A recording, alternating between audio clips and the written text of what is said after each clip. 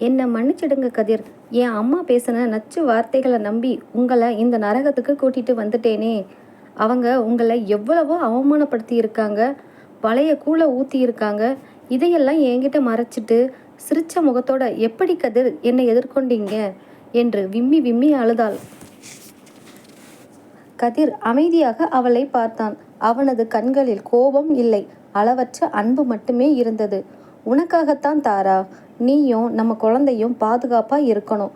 உனக்கு எந்த மன உளைச்சலும் வரக்கூடாதுன்னு தான் எல்லாத்தையும் சகிச்சுக்கிட்டேன். உன் சிரிப்புக்கு முன்னாடி இந்த அவமானம் எல்லாம் எனக்கு ஒரு பொருட்டே இல்லை என்றான் கதிரின் கம்பீரமான குரலில். தாராவின் நெஞ்சம் நெகிழ்ந்தது. தன்னை பெற்ற தாயும் தந்தையும் துரோகம் செய்த இடத்தில் தன் கணவன் தனக்காக தாங்கிய இந்த தியாகம் அவளது காதலை எல்லை கடக்க வைத்தது. இனி ஒரு நொடி கூட நாம இந்த வீட்டில் இருக்கக்கூடாது கதிர். வாங்க, நம்ம சின்ன கூரை வீட்டுக்கே போயிடலாம் என்று அவனது கையை பிடித்து இழுத்தாள். அப்போது நடராஜனும் தாயம்மாளும் ஆட்களுடன் அங்கே வந்து தடுத்தனர். எங்கடி போற? இவனை இங்கிருந்து இப்படியே போக விடமாட்டோம் என்று நடராஜன் மிரட்டினான். கதிர் தாராவை தன் பக்கம் தள்ளிவிட்டு முன்னேறி வந்தான். இத்தனை நாட்களாக தான் அடக்கி வைத்திருந்த சிங்கத்தின் வீரியம் அவனது கண்களில் பொங்கியது. இத்தனை நாளா நான் பொறுமையா இருந்தது என் பொண்டாட்டிக்காக. இனிமே என் வழியில யாராச்சும் குறுக்க வந்தா சுந்தரபாண்டி பண்ணையார் பையனோட பழைய கோபத்தை பார்க்க வேண்டியிருக்கும் என்று கதிர் கர்ஜித்தான். அவனது தோரணையும் உறுதியும் அங்கே நின்ற ஆட்களை மிரள வைத்தது. கதிர் தாராவின் கையை இறுக்கமாக பற்றி கொண்டு யாருக்கும் அஞ்சாமல் அந்த வீட்டை விட்டு வெளியேறினான். தங்கள் சொந்த கூரை வீட்டிற்கு திரும்பிய கதிரும் தாராவும் நிம்மதி பெருமூச்சு விட்டனர். நடராஜன் வீட்டின் நரகத்திலிருந்து மீண்டு வந்தாலும் கதிர் தனக்காக தாங்கி கொண்ட அவமானங்களை தாராவால் மறக்கவே முடியவில்லை. விஷயம் மெல்ல காற்றாய் மாறி கிராமம் முழுவதும் பரவியது. சுந்தரபாண்டி பண்ணையாரின் ஒரே வாரிசு எதிரி வீட்டில் கூலியாளாக வேலை செய்து மாட்டுச்சாணம் அள்ளினான், பழைய கூளை குடித்தான் என்ற செய்தி சுந்தரபாண்டியின் காதுகளை எட்டியது.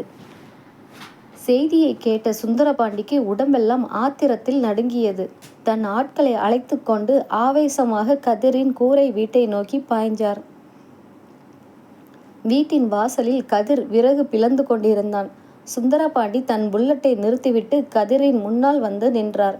அவனது கை காயங்களையும் அழுக்கு சட்டையையும் பார்த்தபோது அவரது நெஞ்சம் ஒரு கணம் பதறியது. ஆனால் அதை வெளியே காட்டிக்கொள்ளாமல் கோபத்தை கொட்டினார். டேய், என் பரம்பரை மானத்தை இப்படி சந்தையில் வித்துட்டிடியேடா என்று கத்தினார் சுந்தரபாண்டி. கதிர் நிதானமாக நிமிர்ந்து பார்த்தான். நான் எந்த மானத்தையும் விற்கலப்பா. என் மனைவியையும் பிறக்க போற என் குழந்தையையும் காப்பாற்ற போராடினேன் என்றான். அதுக்காடா அந்த நடராஜன் வீட்டில் சாணம் அள்ளுவ? பழைய கூளை குடிச்சு அவங்க காலில் கிடப்ப? சுந்தரபாண்டி பெத்த பையன் ஒருத்தனுக்கு வேலைக்காரனா இருந்தான்னு ஊரே காரி துப்புதடா. உனக்கு கொஞ்சம் கூட சுயமரியாதையே இல்லையா என்று ஆத்திரத்தில் கத்தினார். அப்போது வீட்டுக்குள் இருந்து தாரா மெதுவாக வெளியே வந்தாள். அவளது கண்களில் கண்ணீர் வழிய சுந்தரபாண்டியின் காலடியில் வந்து நின்றாள். மாமா, தயவு செஞ்சு அவரை திட்டாதீங்க. அவர் சுயமரியாதை இல்லாதவர் இல்லை. என் மேலேயும் இந்த வயிற்றுல இருக்கிற உங்கள் பேர குழந்தை மேலேயும் அளவற்ற அன்பு வச்சிருக்கிற நல்ல கணவன். பெற்ற தாயே எனக்கு துரோகம் செஞ்சப்போ என் புருஷன் தனியாளா நின்று என்னை காப்பாத்தினாரு என்று கதறி அழுதாள். சுந்தரபாண்டி தாராவை பார்த்தார். அவளது தாய்மை பொங்கும் முகமும் கதிரின் அமைதியான பார்வையும் அவரது மனதை முதன்முறையாக உலுக்கின. கதிர் முன்னே வந்து, அப்பா, நான் கஷ்டப்பட்டது உண்மைதான். ஆனால் ஒரு பொண்ணோட கண்ணீரை விட என் கௌரவம் எனக்கு பெருசு இல்லை. நீங்கள் என்னை மகனாக ஏற்றுக்கலனாலும் பரவாயில்லை. ஆனால் என் தியாகத்தை கேவலமாக பேசாதீங்க என்று கம்பீரமாக சொன்னான். மகனின் அந்த வார்த்தைகளில் இருந்த ஆழமும் அவன் காட்டிய அன்பின் தைரியமும் சுந்தரபாண்டியின் ஆணவத்தை நொறுக்கின. தான் வளர்த்த மகன் சுயநலவாதி இல்லை, உன்னதமான மனிதன் என்பதை அவர் உணர்ந்தார். ஒன்றும் பேச முடியாமல் கனத்த இதயத்தோடு அங்கிருந்து தன் பண்ணைய வீட்டிற்கு திரும்பினார் சுந்தரபாண்டி. அன்று இரவு அனைத்து புயல்களும் ஓய்ந்த பிறகு அந்த சிறிய கூரை வீட்டில் அமைதி நிலவியது. அகல் விளக்கின் மெல்லிய வெளிச்சம் அறையை நனைத்து கொண்டிருந்தது. கதிர் கட்டிலில் அமர்ந்து தன் காயம்பட்ட கைகளை பார்த்து கொண்டிருந்தான். தாரா மெதுவாக வந்து அவன் அருகில் அமர்ந்தாள். ஒரு சிறிய கிண்ணத்தில் மூலிகை எண்ணெயை கொண்டு வந்து அவனது கரங்களில் இருந்த காயங்களில் மென்மையாக தடவி விட்டாள். "வலிக்குதா கதிர்?" என்று மெல்லிய குரலில் கேட்டாள் தாரா. "உன் தொடுதல் பட்டதும் எந்த வலியும் பறந்து போயிடுச்சு தாரா" என்றான் கதிர் அவளது முகத்தை ஆசையோடு பார்த்தபடி. தாரா தன் தலையை அவனது நெஞ்சில் சாய்த்து கொண்டாள். அவனது இதய துடிப்பை உணர்ந்தபோது அவளுக்குள் ஒரு பேரமைதி பரவியது. எல்லாரும் கௌரவம் மானம்னு ஓடுறப்போ நீங்க மட்டும்தான் கதிர் அன்புக்காக வாழுறீங்க. உங்க பொண்டாட்டியா இருக்க நான் கொடுத்து வச்சிருக்கணும் என்று கூறி அவனது நெஞ்சில் ஆழமான முத்தமிட்டாள். கதிர் அவளது இடுப்பை மெல்ல வளைத்து தன் பக்கம் இழுத்து கொண்டான். அவளது வயிற்றின் மீதே தன் கையை வைத்து, "நம்ம குழந்தை உள்ள இருந்து உதைக்கிறான் தாரா, இவனுக்காக நாம எத்தனை தடைகளையும் தாண்டுவோம்" என்றான். தாராவின் மூச்சுக்காற்று சூடானது. இத்தனை நாட்கள் பட்ட அவமானங்களும் கஷ்டங்களும் அந்த நெருக்கமான நொடியில் கரைந்து போயின. கதிர் அவளது இதழ்களில் தன் காதலை பாய்ச்சினான். தாராவும் அவனது கழுத்தை கெட்டியாக பிடித்து கொண்டு அவனது அணைப்பில் தஞ்சமடைந்தாள்.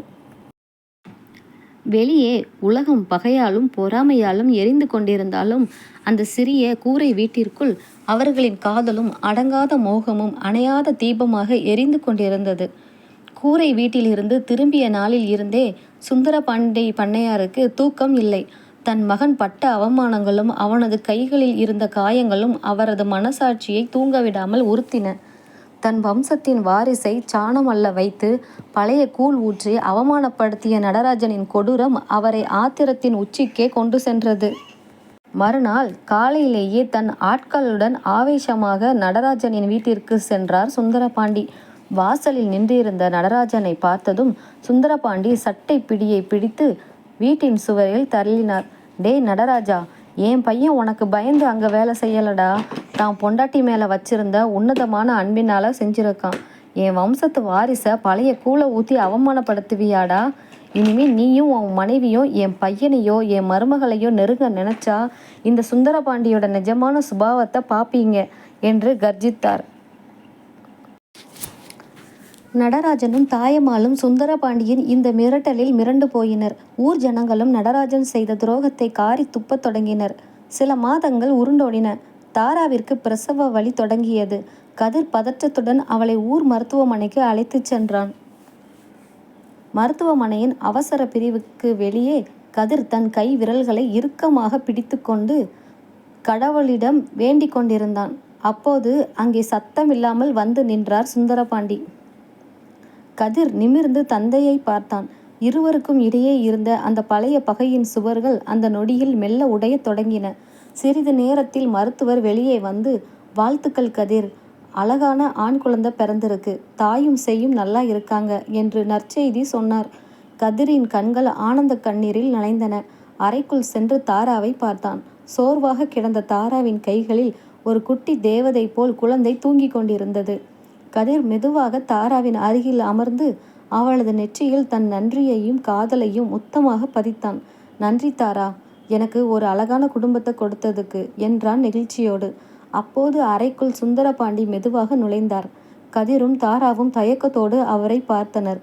சுந்தரபாண்டி தன் பேர குழந்தையை தாராவின் கைகளில் இருந்து மென்மையாக தூக்கினார்.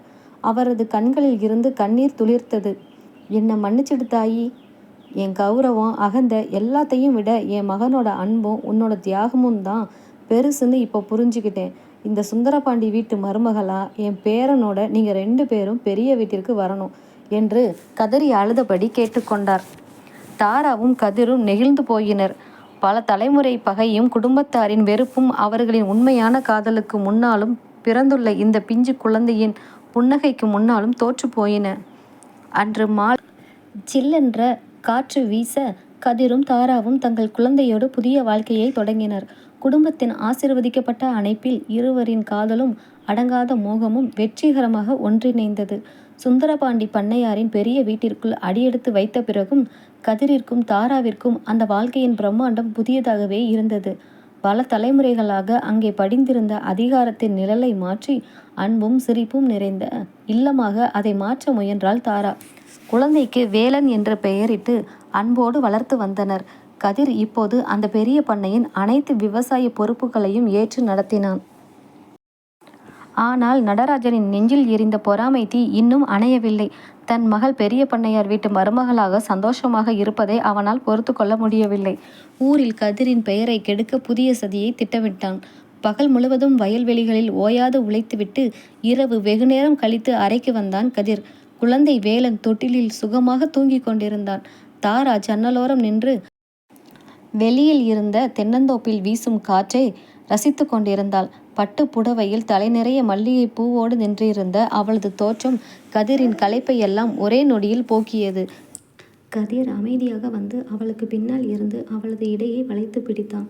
அவனது தோள்களின் கதகதப்பு பட்டதும் தாரா லேசான சிலிர்ப்போடு அவன் பக்கம் சாய்ந்தாள். என்ன பண்ணையார் ஐயா, இன்னைக்கு ரொம்ப நேரம் ஆயிடுச்சு போல என்று செல்லமாக கேட்டாள் தாரா. வயல்ல வேலை அதிகம் தாரா, ஆனால் எவ்வளவு வேலை இருந்தாலும் உன்னோட இந்த ஒரு நொடி அணைப்புக்கு முன்னாடி எதுவுமே பெருசு இல்லை என்று கதிரின் குரல் அவளது காதோரம் மென்மையாக ஒலித்தது. அவன் தாராவை தன் பக்கம் திருப்பி அவளது முகம் முழுவதும் தன் காதலை பொழிந்தான். பெரிய வீட்டின் பல கட்டுப்பாடுகளுக்கு நடுவிலும் அந்த மூடிய அறைக்குள் அவர்களின் பழைய கூரை வீட்டின் அதே அடங்காத மோகமும் தாகமும் குறையாமல் எரிய தொடங்கியது. தாராவும் தன் இரு கரங்களால் அவனது கழுத்தை இறுக்கமாக கட்டிக்கொண்டு அவனது நெஞ்சில் தன் முகத்தை புதைத்து கொண்டாள். பெரிய வீட்டின் நிம்மதியான சூழலை சிதைக்க நடராஜன் சரியான தருணத்திற்காக காத்திருந்தான். கதிர் கஷ்டப்பட்டு அறுவடை செய்து தானிய கிடங்கில் சேமித்து வைத்திருந்த பல 100 மூட்டை நெல் தானியங்களை தீயிட்டு கொளுத்த திட்டமிட்டான். அன்று நள்ளிரவு ஊரே அடங்கிய வேளையில் நடராஜன் தன் நம்பிக்கையான ஆட்களை கிடங்கிற்கு அனுப்பினான். அவர்கள் தானிய மூட்டைகளின் மீது மண்ணெண்ணெயை ஊற்றி தீ வைக்க முற்பட்டனர். ஆனால் அன்று இரவில் நிலத்திற்கு தண்ணீர் பாய்ச்சச் சென்ற கதிர் கிடங்கின் பக்கம் வெளிச்சம் தெரிவதைக் கண்டு சந்தேகம் அடைந்து ஓடி வந்தான். அங்கே தீப்பந்தத்தோடு நின்றிருந்த நடராஜனின் ஆட்களை பார்த்ததும் கதிரின் ரத்தம் கொதித்தது. டேய், என்னடா பண்ண போறீங்க என்று கதியோங்கி சீறினான். பயந்து போன ஆட்கள் கதிரை தாக்க முயன்றனர். ஆனால் கோபத்தின் உச்சிக்கே சென்ற கதிர் அவர்களை ஒற்றை ஆளாக அடித்து வீழ்த்தினான். சத்தம் கேட்டு ஊர் மக்களும் சுந்தரபாண்டி பண்ணையாரும் அங்கே திரண்டனர். பிடிபட்ட ஆட்கள், எங்கெல்லாம் மன்னிச்சிடுங்க பண்ணையார், நடராஜ ஐயா தான் பணம் கொடுத்து இந்த வேலை பண்ண சொன்னாரு என்று உண்மையை கக்கினர். விடியற் காலையில் ஊர் பெரியவர்கள் முன்னிலையில் நடராஜன் இழுத்து வரப்பட்டான். அவன் செய்த கேவலமான சதி ஊர் அறிய வெளிச்சத்திற்கு வந்தது. ஊர் மக்கள் அனைவரும் நடராஜனை காரி துப்பத் தொடங்கினர். சுந்தரபாண்டி பண்ணையார் ஆத்திரத்துடன், இவனை போலீஸில் பிடிச்சி கொடுத்து கம்பியை என்ன வைக்கணும் என்று கத்தினார். ஆனால் கதிர் குறுக்கே வந்து தடுத்தான்.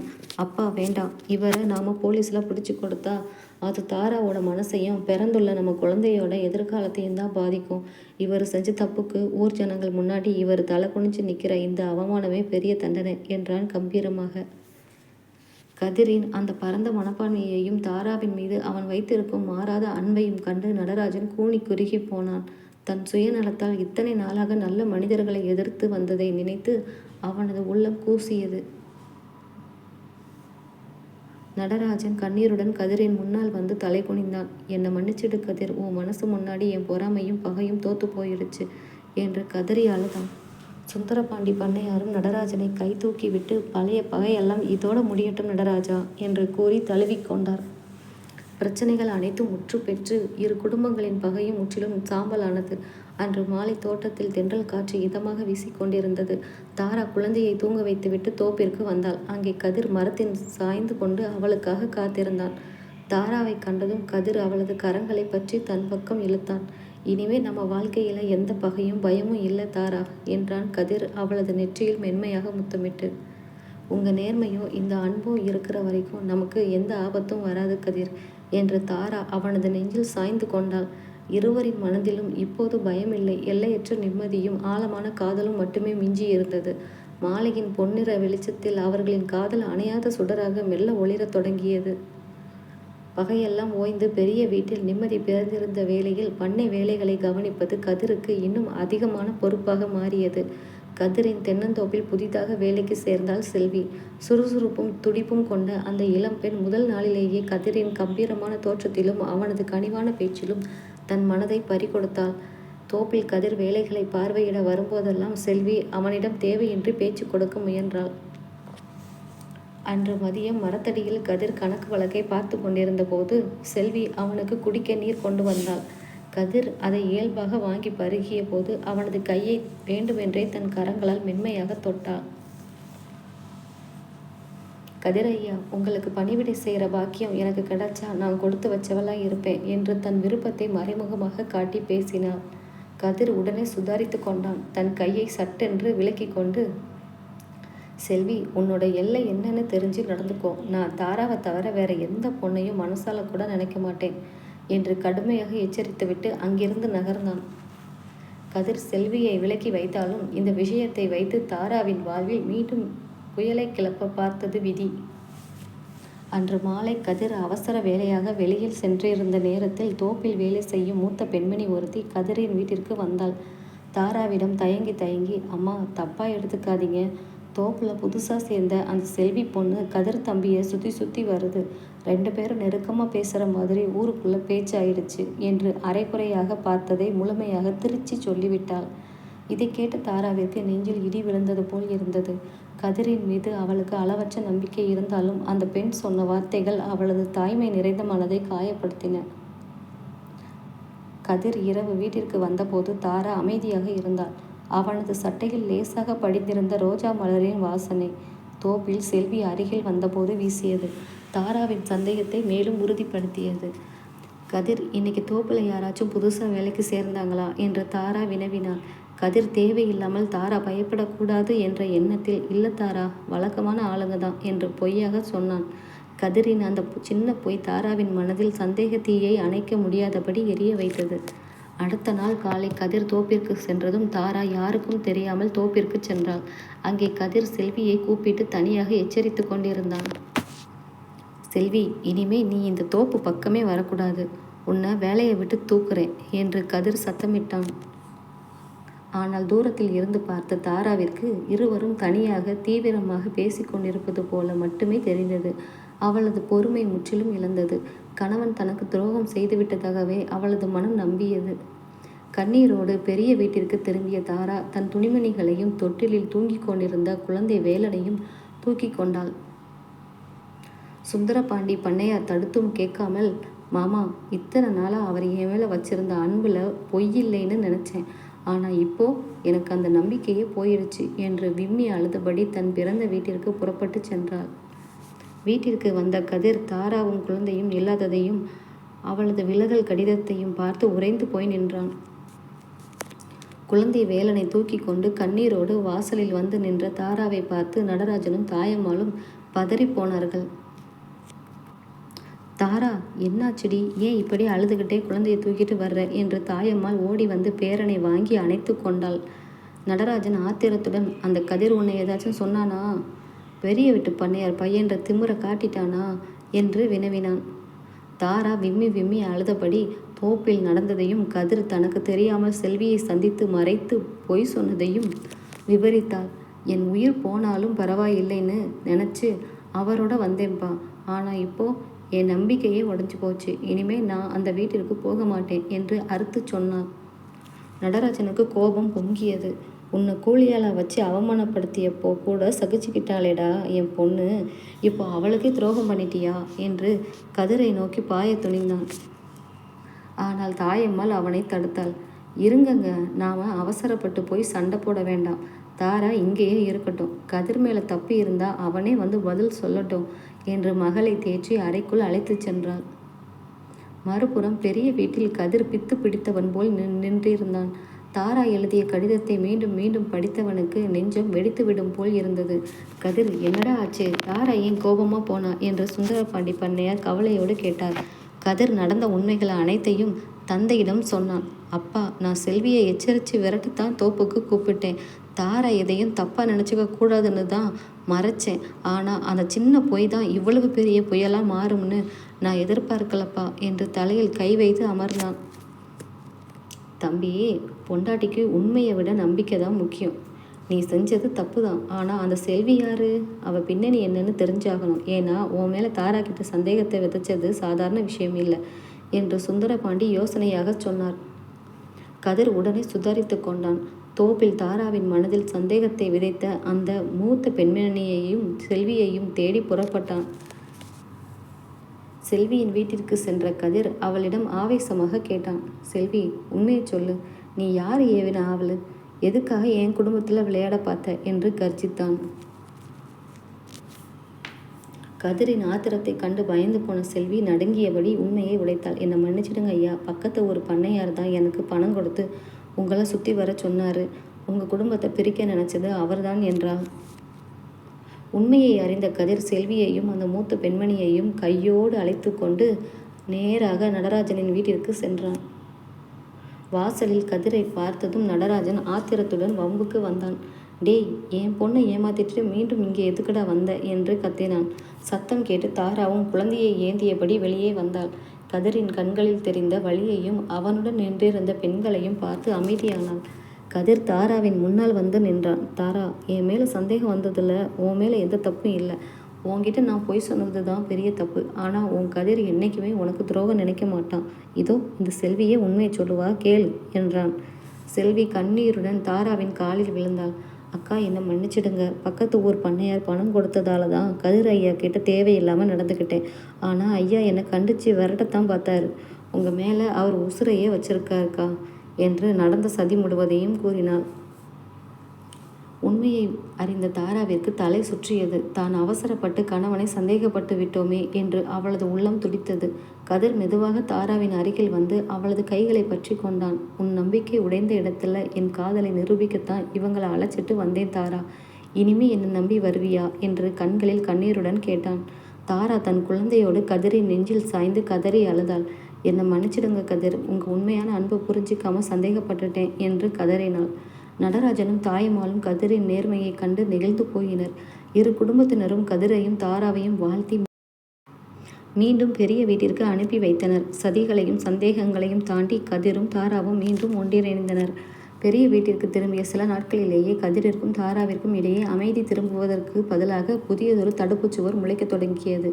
இம்முறை பிரச்சனை வெளியாட்களால் வரவில்லை, அவர்களுக்குள் இருந்த படிப்பறிவின் இடைவெளியால் உருவானது. தாராவிற்கு ஊர் பள்ளிக்கூடத்தில் தலைமை ஆசிரியை பதவிக்கான வாய்ப்பு தேடி வந்தது. குடும்ப பொறுப்புகளுடன் தன் பட்டப்படிப்பு கனவையும் தொடர விரும்பினாள் தாரா.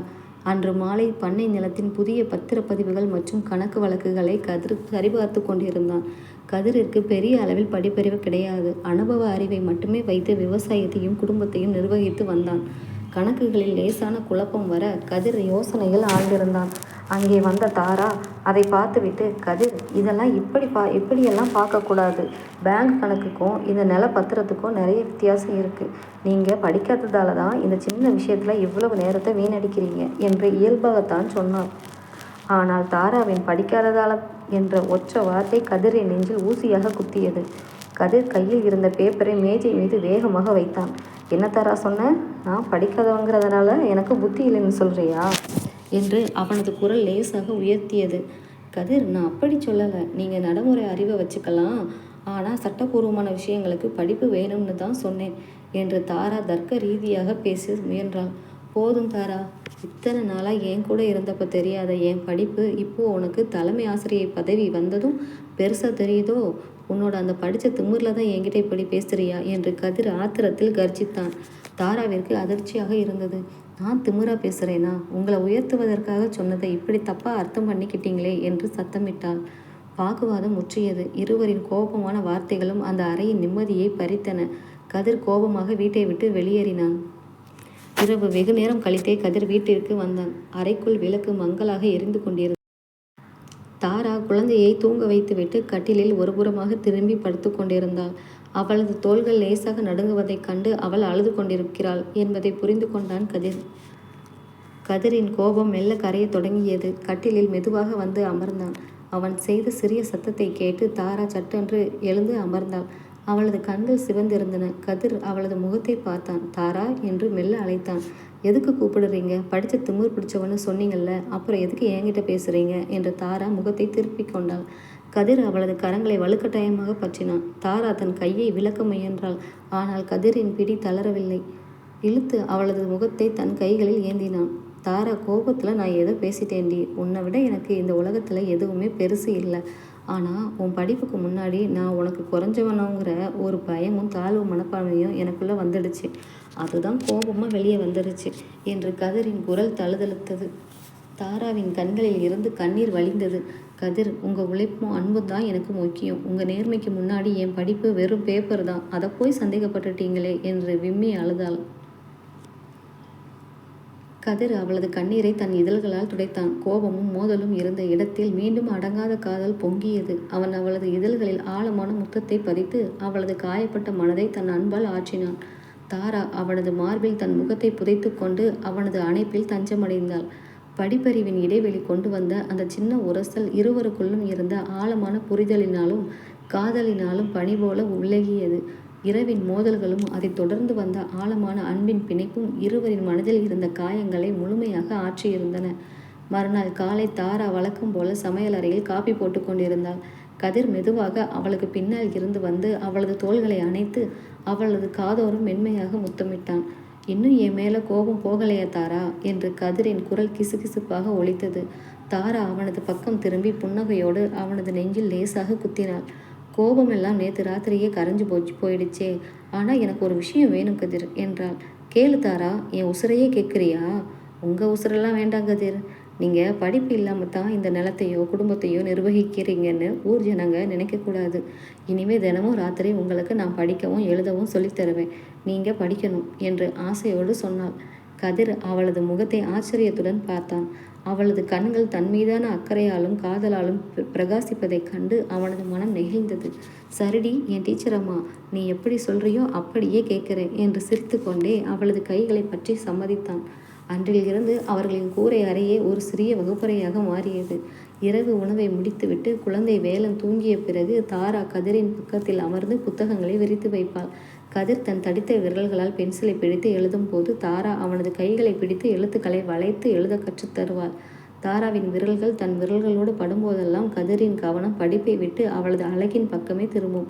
கதிர், கவனமா இங்கே பாருங்க, என் முகத்தை பார்க்காதீங்க என்று தாரா பொய்யான கோபத்தோடு கண்டிப்பாள்.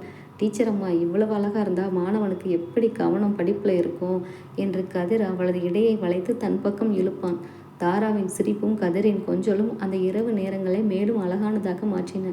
சில மாதங்களிலேயே கதிர் நிலப்பத்திரங்களை படிக்கவும் கணக்குகளை துல்லியமாக எழுதவும் கற்றுக்கொண்டான். தாராவிற்கு ஊர் பள்ளியில் தலைமை பொறுப்பு ஏற்றுக்கொள்ளும் விழா வந்தது. ஊர் பெரியவர்களும் சுந்தரபாண்டி பண்ணையாரும் மேடையில் வீற்றிருக்க தாரா மேடையில் ஏறினாள். மைக் முன்னால் நின்ற தாரா, என் வெற்றிக்கு காரணம் என் படிப்பு மட்டும் இல்லை. நான் தடுமாறிய போதெல்லாம் எனக்கு பின்னாடி மலையா நின்ன என் கணவர் கதிரோட அன்பும் தியாகமும் தான். அவர் தான் என்னோட நிஜமான ஆசிரியர் என்று கம்பீரமாக பேசினாள். கூட்டத்தில் இருந்து கதிர் புன்னகையோடு அவளை பார்த்தான். ஊர் ஜனங்கள் அனைவரும் கைகொட்டி ஆரவாரம் செய்தனர். படிப்பின் பேரில் வந்த சின்ன உரசல் இவர்களின் காதலினாலும் புரிதலினாலும் ஒரு மாபெரும் வெற்றியாக மாறியது. கதிரும் தாராவும் தங்களின் குழந்தையோடு என்றும் பிரியாத காதலோடு வாழத் தொடங்கினர். கதை நிறைவடைந்தது. கதை பிடிச்சிருந்தா சொல்லுங்கள்.